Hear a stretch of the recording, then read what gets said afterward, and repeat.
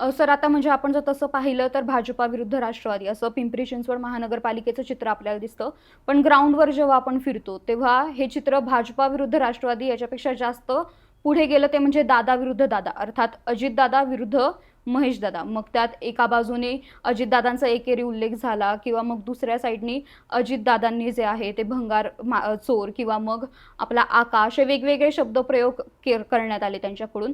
मग काय वाटतं की राज्यात जिथे तुम्ही महायुती म्हणून एकत्र काम करताय, मग असं असताना तुम्ही एका महानगरपालिकेच्या निवडणुकीसाठी असे एकमेकांवर गंभीर आरोप करताय किंवा हे जे आरोप प्रत्यारोपांचं सत्र चालू होतं पूर्ण निवडणुकीच्या काळात, काय वाटतं त्याची खरंच गरज होती का?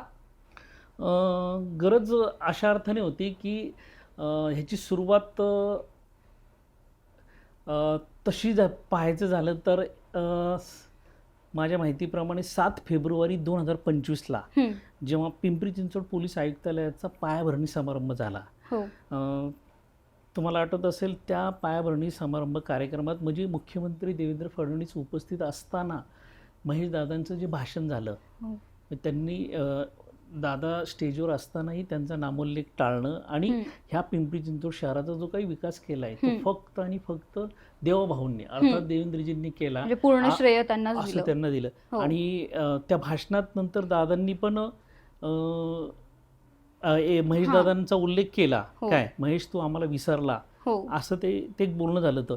म्हणजे सुप्त संघर्ष तिथूनच सुरुवात झाली. संघर्ष याचं म्हणजे सुप्त संघर्ष निर्माण करायला लावला भाजपने की आता दादांवर आपल्याला अटॅक करायचा आहे, आता ह्याची ती सुरुवात आहे. आणि मग ह्याचे कसे पडसाद उमटतायत ते चाचपणी करत मग दादांवर हळूहळू छोट्या स्वरूपात हल्ले करत त्याची सुरुवात केली.